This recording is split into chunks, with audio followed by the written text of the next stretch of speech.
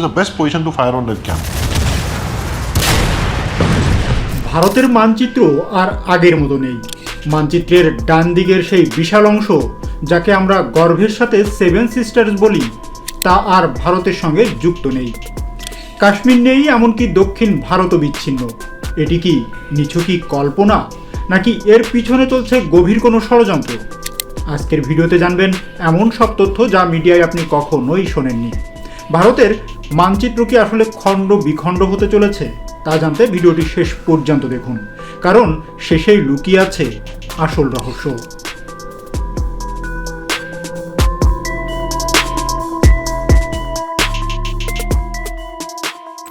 সম্প্রতি social media এবং বিভিন্ন আন্তর্জাতিক ফোরামে এমন কিছু খণ্ডিত ভারতের মানচিত্র বা ম্যাপ ভাইরাল হয়েছে যা দেখে রাতের ঘুম হারাম হয়েছে দিল্লির সাউথ ব্লকের। শিলিগুড়ি করিডর বা চিকেন স্নেক মাত্র 22 কিলোমিটার চওড়া এক সরু পথ, আর এই পথটি হল ভারতের অখণ্ডতার সবচেয়ে বড় দুর্বলতা। শত্রুপক্ষ কি তবে এই দুর্বলতাকেই তাদের প্রধান অস্ত্র বানাচ্ছে? চীন এবং পাকিস্তানের থিঙ্ক ট্যাঙ্কগুলোতে কিসের গোপন নকশা তৈরি হচ্ছে? কেন হঠাৎ করে ভারত জুড়ে বিচ্ছিন্নতাবাদী আন্দোলনগুলো মাথা চাড়া দিয়ে উঠছে? সেভেন সিস্টার্স কি সত্যিই ভারত থেকে বিচ্ছিন্ন হওয়ার পথে? কেন মোদী সরকার সীমান্তে রাতারাতি যুদ্ধবিমান মোতায়েন করছে? এই পুরো ষড়যন্ত্রের কেন্দ্রবিন্দুতে রয়েছে ভারতের ভৌগোলিক গঠনের এক অদ্ভুত দুর্বলতা, যার নাম শিলিগুড়ি করিডর, বা সামরিক ভাষায় যাকে বলা হয় চিকেন স্নেক। একটি মুরগির গলার মতোই সরু। ভারতের মূল ভূখণ্ডের সঙ্গে উত্তর পূর্ব ভারতের 7টি রাজ্য অরুণাচল প্রদেশ, আসাম, মেঘালয়, মণিপুর, মিজোরাম, নাগাল্যান্ড এবং ত্রিপুরা শুধুমাত্র এই সরু করিডর দিয়েই যুক্ত।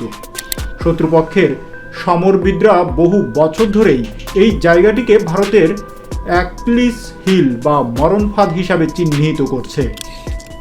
ফাঁস হওয়া তথাকথিত মানচিত্র বা ব্লু প্রিন্টগুলোতে দেখা যাচ্ছে চীন যদি কোনোভাবে ডোকলাম বা চুম্বি উপত্যকা দিয়ে এগিয়ে এসে এই করিডোরটি দখল করে নিতে পারে, অথবা মিসাইল হামলায় এখানকার রেল ও সড়ক যোগাযোগ ধ্বংস করে দেয়, তবে মুহূর্তের মধ্যেই ভারতের মূল ভূখণ্ড থেকে সেভেন সিস্টার্স পুরোপুরি বিচ্ছিন্ন হয়ে যাবে।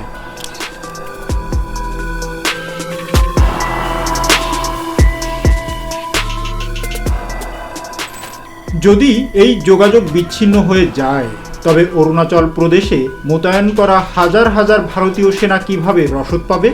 কিভাবে সেখানে খাবার, তেল ও গোলাবারুদ পৌঁছাবে? এই আশঙ্কায় এখন ভারতীয় গোয়েন্দা সংস্থা রয়ের এবং জাতীয় নিরাপত্তা উপদেষ্টা অজিত ডোভালের কপালে চিন্তার ভাঁজ ফেলেছে। কিন্তু এই খণ্ডিত মানচিত্রে কি শুধুই ইন্টারনেটের গুজব, নাকি এর পিছনে কোনো রাষ্ট্রশক্তির মদদ আছে? আমাদের ফিরে যেতে হবে কিছুটা অতীতে। 2009 সালে চীনের একটি সরকারি ওয়েবসাইটে একটি আর্টিকেল প্রকাশিত হয়েছিল, যার শিরোনাম ছিল ভারতকে 20 থেকে 30টি টুকরায় ভেঙে ফেলাই হলো এশিয়ার শান্তির একমাত্র পথ। সেই আর্টিকেলে স্পষ্টভাবে বলা হয়েছিল যে ভারতকে দুর্বল করতে হলে তার জাতিগত সংঘাতগুলোকে উস্কে দিতে হবে। সেখানে কাশ্মীর, দক্ষিণ ভারত এবং অবশ্যই সেভেন সিস্টার্সকে আলাদা রাষ্ট্র হিসাবে দেখানোর প্রস্তাব দেওয়া হয়েছিল। আজ এতদিন পর যখন লাদাখ এবং অরুণাচল সীমান্তে ভারত চীন উত্তেজনার চরমে, তখন আবার সেই পুরানো তত্ত্ব নতুন মোড়কে সামনে আসছে।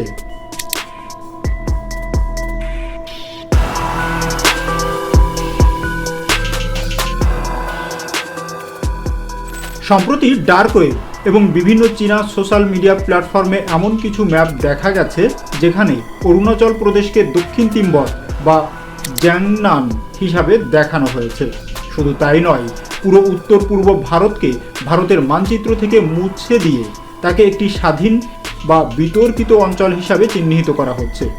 এই মানচিত্র ফাঁস হওয়ার ঘটনাকে অনেকে মনস্তান্ত্রিক যুদ্ধ বা ফিজিওলজিক্যাল ওয়ারফেয়ার বলছে।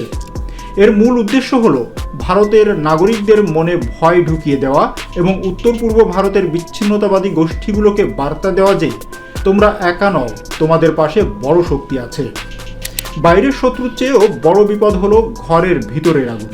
গত কয়েক বছরে আমরা দেখেছি মণিপুরে জাতিগত দাঙ্গা কিভাবে ভয়াবহ আকার ধারণ করেছে। নাগাল্যান্ডে এখনও শান্তি চুক্তির পূর্ণ বাস্তবায়ন হয়নি। আসাম ও মিজোরামের মধ্যে সীমানা নিয়ে বিরোধ চলছে।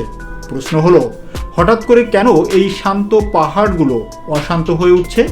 ভারতীয় গোয়েন্দা সংস্থার রিপোর্ট অনুযায়ী মায়ানমার সীমান্ত দিয়ে প্রচুর পরিমাণে অবৈধ অস্ত্র এবং ড্রাগস উত্তর পূর্ব ভারতে ঢুকছে। অভিযোগ রয়েছে এই অস্থিরতার পিছনে কলকাঠি নাড়ছে প্রতিবেশী শত্রু দেশগুলো।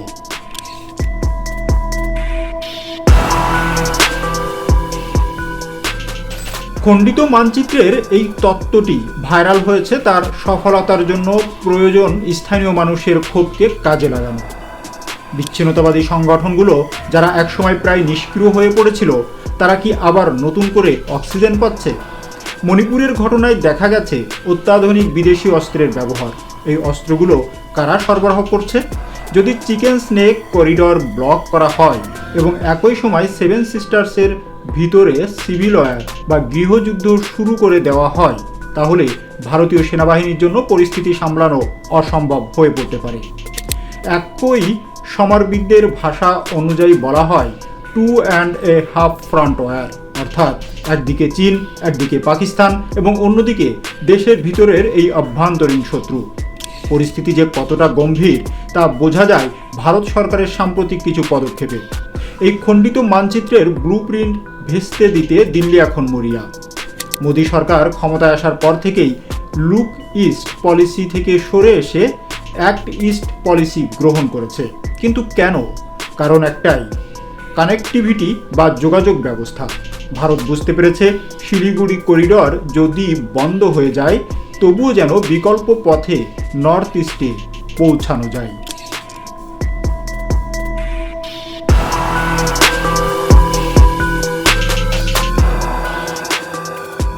শেষ পর্যন্ত প্রশ্নটি থেকেই যায়, ভারত কি সত্যিই ভাঙবে, নাকি এই ফাঁস হওয়া মানচিত্র শত্রুপক্ষের একটি ব্যর্থ স্বপ্ন হয়ে থাকবে? ইতিহাস সাক্ষী, ভারত তার অখণ্ডতা রক্ষায় সব সময়ই কঠোর। 1971 সালে পাকিস্তানও ভারতের মানচিত্র বদলাতে চেয়েছিল, কিন্তু উল্টো তাদের নিজেদের মানচিত্রই বদলে গিয়েছিল। তবে বর্তমান ভূ রাজনীতি অত্যন্ত জটিল। চীন তার অর্থনৈতিক এবং সামরিক শক্তি দিয়ে ভারতকে চারপাশ থেকে ঘিরতে চাইছে, যাকে বলা হয় string of pearls. Seven sister সহ বিচ্ছিন্ন ভারত, এই শিরোনামটি শুনতে ভয়ঙ্কর লাগলেও বাস্তবে এটি করা অত্যন্ত কঠিন। ভারতের সেনাবাহিনী এখন আগের চেয়ে অনেক বেশি শক্তিশালী এবং আধুনিক, তবে আত্মতুষ্টির কোনো জায়গা নেই। খণ্ডিত ভারতের এই গোপন নকশা বা প্রোপাগান্ডা আমাদের মনে করিয়ে দেয় যে স্বাধীনতা রক্ষা করা স্বাধীনতা অর্জনের চেয়েও কঠিন। মানচিত্রের এই লড়াইয়ে ভারত কি জয়ী হবে, নাকি শত্রুর গোপন ফাঁদে পা দেবে উপমহাদেশের এই সুপার পাওয়ার? আপনার মতামত কি? সেভেন সিস্টার্সকে সুরক্ষিত রাখতে ভারতের আর কি পদক্ষেপ নেওয়া উচিত বলে আপনি মনে করেন? আপনার মূল্যবান মতামত কমেন্টস করে অবশ্যই জানাবেন। আমাদের চ্যানেলটি সাবস্ক্রাইব করুন এবং এই ধরনের আরও গভীর বিশ্লেষণমূলক ভিডিও পাওয়ার জন্য আমাদের চ্যানেলটি সাবস্ক্রাইব করুন এবং পাশে থাকা বেল আইকনটি প্রেস করতে ভুলবেন না। খুব শীঘ্রই দেখা হবে নতুন কোনো আপডেটের বিষয় নিয়ে। ধন্যবাদ।